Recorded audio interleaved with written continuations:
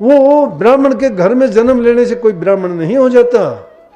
ब्राह्मण के घर, ब्राह्मण कहते हैं कि इसको हैं, ब्राह्मण उसको कहते हैं जो ब्रह्म को जानता है, ब्रह्म को पहचानता है। जाति में किसी में पैदा हुआ हो, जिसने ब्रह्म को जान लिया, वो ब्राह्मण है। ब्राह्मण के गुण हैं, इतने गुण जिसमें उसको ब्राह्मण मानो। ब्राह्मण सोई जो ब्रह्म पिछाने, बाहर जांदा भीतर आने, पांचों बसकर झूठ नहीं भाके, दया जनेऊ घट में राखे, काम क्रोध लोभ मोह अहंकार न होई, शरणदास ब्राह्मण है सोई। ये ब्राह्मण के गुण हैं। अगर जिसमें इतने गुण है वो ब्राह्मण है। तो रविदास जी ने गलत नहीं कहा। रविदास जी के साथ उस टाइम में जो लोग ऐसे थे, उन्होंने बहुत कुछ बुरा किया, बड़ी शिकायतें की। मुसलमानों का राज था, उनके खिलाफ उनको भड़काया जाके, और उनको अवसर मिला कि ऐसे लोगों को सजा दें। लेकिन जिसका रखवाड़ा कुल मालिक हो, उसको कौन सजा दे सकता है, और कौन क्या कर सकता है, क्या बिगाड़ सकता है। और संतों ने ये मानना ही नहीं, रूह को कौन सजा दे सकता है, शरीर को सजा देना क्या है, ये तो 5 तत्व का पिंजरा है, इसको सजा देने से क्या है, ये तो आखिर में इसको तो कोई जला देगा, कोई मिट्टी में दबा देगा। इसके लिए मिट्टी मिट्टी ही है, विसर्जन हो जाएगा इनका तो।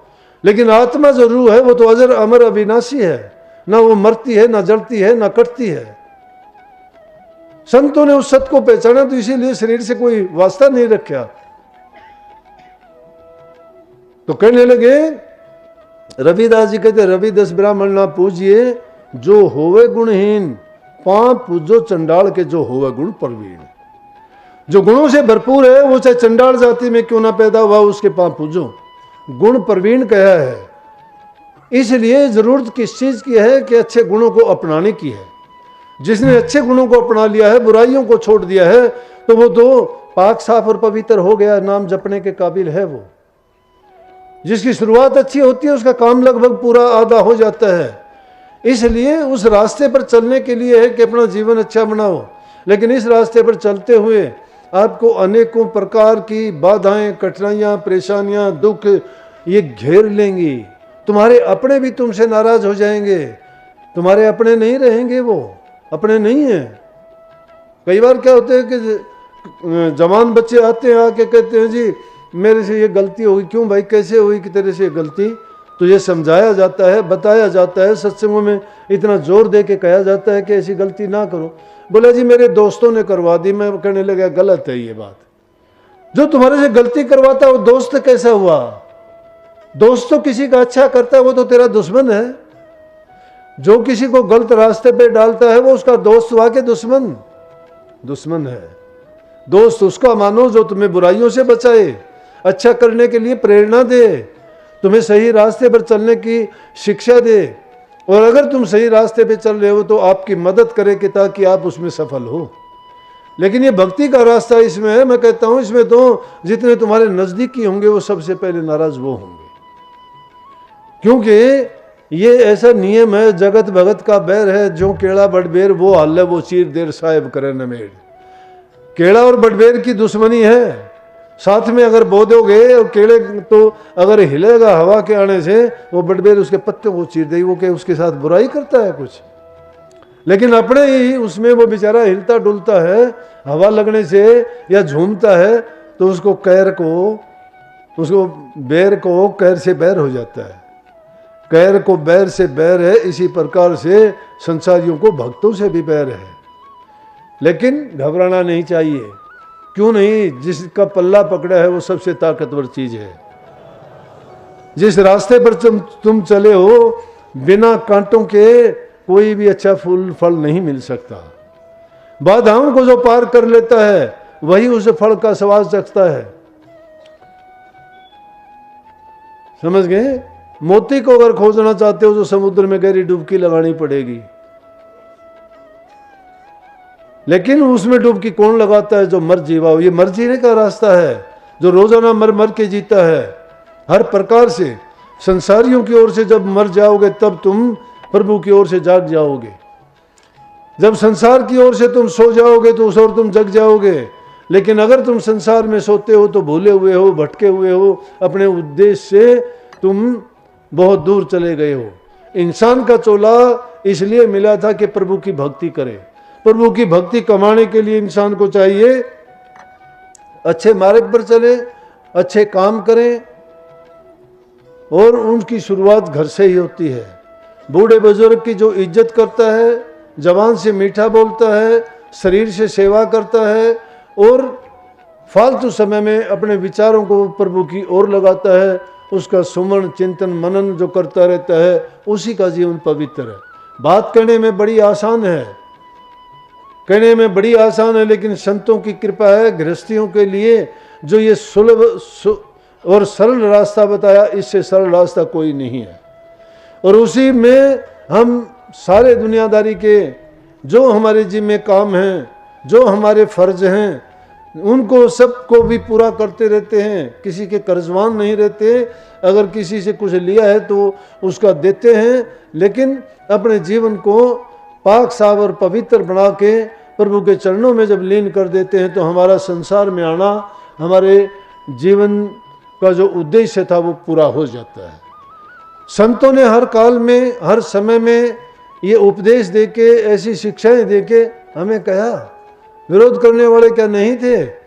रविदास जी को भी अनेकों इस तरह की बातों का मैंने कहा था। एक बार में पंडितों ने उनके साथ ऐसा ही किया, कहने लगे ये तो नीची जाति का है, नीची जाति के लोगों को तो प्रभु भक्ति का या शास्त्रों को पढ़ने का इनको ये किसने इजाजत दे दी?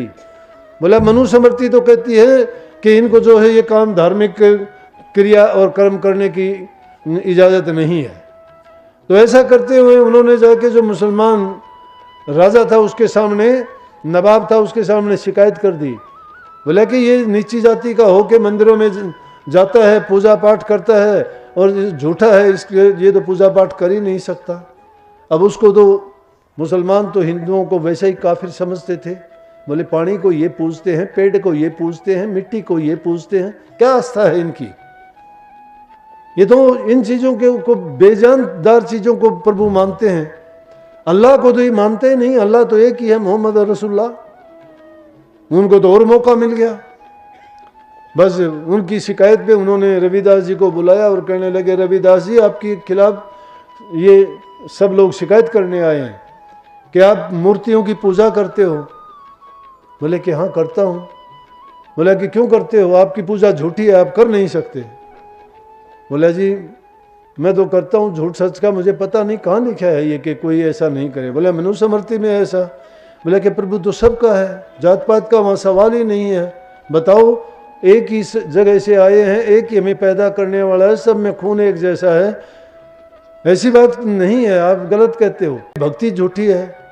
बोला जी झूठी सच्ची का मुझे तो ज्ञान नहीं है, मैं तो बस उनको परमात्मा को याद करता हूँ, उसका प्रेम का दीवाना हूँ, मुझे नहीं पता। बोला नहीं पता नहीं, तुझे परीक्षा देनी होगी। बोला क्या परीक्षा है?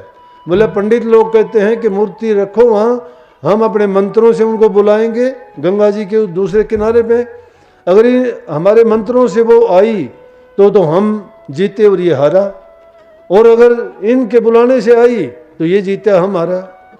बोले अगर जो जीत जाएगा तो उसको छोड़ना पड़ेगा, अगर ये हार गया तो आइंदा के लिए कभी भी ये धर्म का प्रचार नहीं करेगा, कभी ये सत्संग नहीं करेगा, कोई मूर्ति पूजा नहीं करेगा। बोले जी मैं तो जानता नहीं, लेकिन नवाब ने मूर्तियां रखवा दी, उसको तो तमाशा देखना था। काफ़ी लोग और इकट्ठे हो गए तमाशा देखने के लिए। मूर्तियां रखवाई, पंडित लोगों से कहने लगे पहले आपका नंबर है, आप बुलाओ, तुम्हारे अपने उस खुदा को याद करो, ईश्वर को, परमात्मा को, जिसको तुम कहते हो उसको पूजते हो, रोजाना घंटियां बजाते हो मंदिरों में, बुलाओ उसको। उन्होंने बैठ के बड़ी शास्त्रों के जो मंत्र थे उनका उच्चारण जोर जोर से शुरू कर दिया। 2 घंटे बीत गए, 4 घंटे बीत गए, बहुत टाइम निकल गया, लेकिन मूर्तियां कहाँ हिलने वाली थी। मूर्ति वहीं की वहीं बैठी रही।